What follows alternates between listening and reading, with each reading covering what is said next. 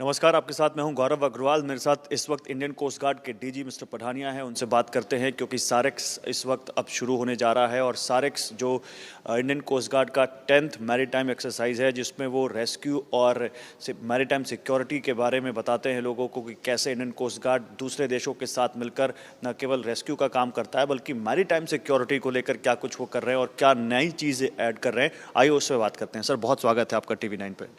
Sir, SAREX 10th exercise है ये। हमारे दर्शकों को आप बताइए कि ये भारत के नागरिकों के लिए कितना अहम है। ये 10th edition of the search and rescue exercise है जो साल में 2 साल में एक बार हम करते हैं।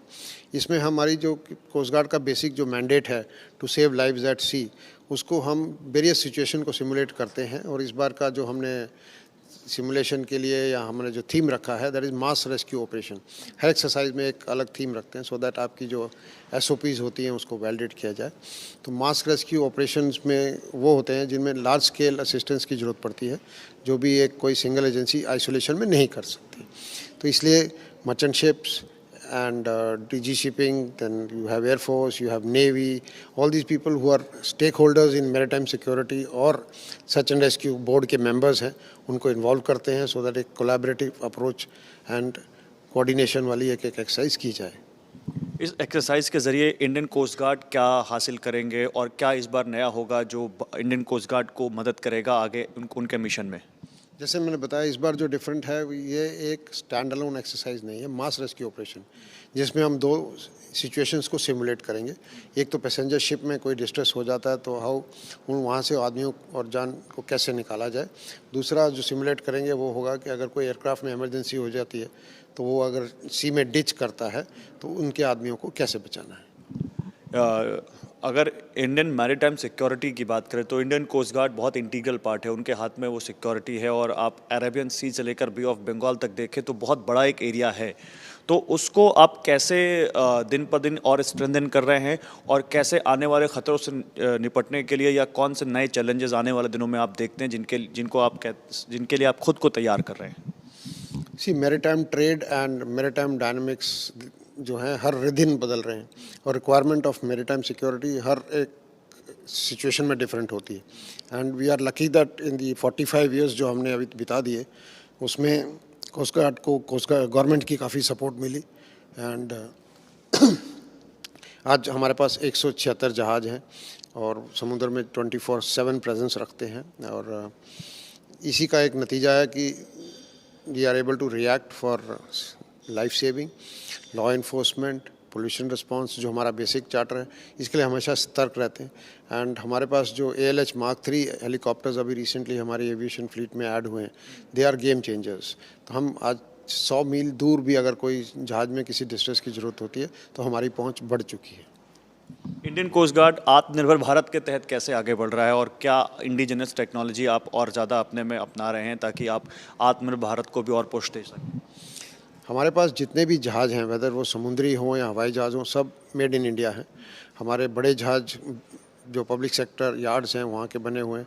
सिमिलरली जो हमारे छोटे फास्ट पेट्रोल वेसल्स हैं वो भी इंडिया के बने हुए हैं। एंड हमारे पास एक स्पेशल कैपेबिलिटी है, वो है shallow water capability using hovercraft. तो होवरक्राफ्ट एक ऐसी मशीन है जो समुद्र और ज़मीन दोनों पे चल सकती है। तो जो भी सिक्योरिटी इश्यूज़ होते हैं या फिर हमें असिस्टेंस प्रोवाइड करनी होती है इन शैलो वाटर्स, वो हमारी कैपेबिलिटी है। इन रीसेंट पास्ट हमने देखा टेररिज्म एक्ट्स में भी समुद्र का इस्तेमाल किया गया, समुद्री रास्ते से टेररिस्ट आए और आगे भी ऐसे कोशिश अगर वो करने की कोशिश करते हैं तो इंडियन कोस्ट गार्ड ऐसी क्या तरीके अपनाते हैं, जैसे टेररिस्ट जैसे अगर कोई उधर से सी के ज़रिए आना चाहें या कोई अनलॉफुल एक्टिविटी होनी चाहे तो कैसे उसको रोकने के लिए क्या आप मेजर्स अपनाते हैं? देखिए, हमारे पास बहुत सारे मेजर्स हैं और जो लास्ट इंसिडेंट हो गया वो तो अलग बात है। उसके बाद coast guard's growth has been exponential. हाँ, हमारे नंबर्स आज 176 ship is in a very short span of time is a big achievement. हमारे पास जो एयरक्राफ्ट ऐड हुए हैं वो भी एक बहुत बड़ा एडिशन है इन आर रादर, जिसको बोलते हैं फोर्स मल्टीप्लायर है। तो presence of security agencies at sea ही एक बहुत बड़ा डिटरेंस होता है, जो कि वो आदमी गलत इरादों से किसी देश की सीमा में घुसने की कोशिश करे उसको ये डर होता है। और हमारी पेट्रोल बोट्स, हमारे बिग शिप्स, जो विजिलेंट रहते हैं, और ऊपर से हमारे पास कोस्टल रडार स्टेशंस हैं जो 25 से 30 मील तक विजुअली देख सकते हैं और निगरानी रखते हैं। और ऐसे हमारे पास 42 स्टेशंस भी इस्टेब्लिश हो गए और कोस्टल सर्वेलेंस नेटवर्क का फ़ेज़ 1 जिसमें कि 46 रडार स्टेशंस हैं और उनकी रडार स्टेशंस की जो कैपेबिलिटी है उसमें हम 24/7 नज़र रखते हैं। तो क्या अरेबियन सी ज़्यादा चैलेंजफुल है या फिर बे ऑफ बंगाल की तरफ? क्योंकि अरेबियन सी की तरफ देखें तो हमारा बहुत पुराना दुश्मन उधर बैठा हुआ है, तो क्या वो ज़्यादा चैलेंजफुल लगता है या बे ऑफ बंगाल जिधर कई सारे नेबर कंट्रीज़ हैं जिनके साथ मिलकर हमने सारे एक्सरसाइज भी करने जा रहे हैं? कौन सा साइड ज़्यादा चैलेंज लगता है या कौन चैलेंजिंग लगता है या कौन सा स्टेट ज़्यादा चैलेंजिंग लगता है? स्टेट क्या?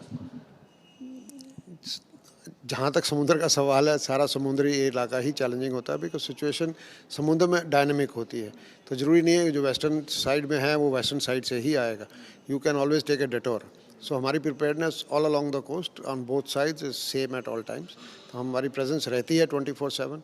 शिप्स का अगर ऑगमेंटेशन हुआ है तो शिप्स के ऑपरेशंस में भी एक इन्हांस्ड डिप्लॉयमेंट पैटर्न जो इंट्रोड्यूस किया गया है उससे काफ़ी फ़र्क पड़ा है। थैंक यू सर, बहुत अच्छा लगा आपसे बात करके। Thank you so much.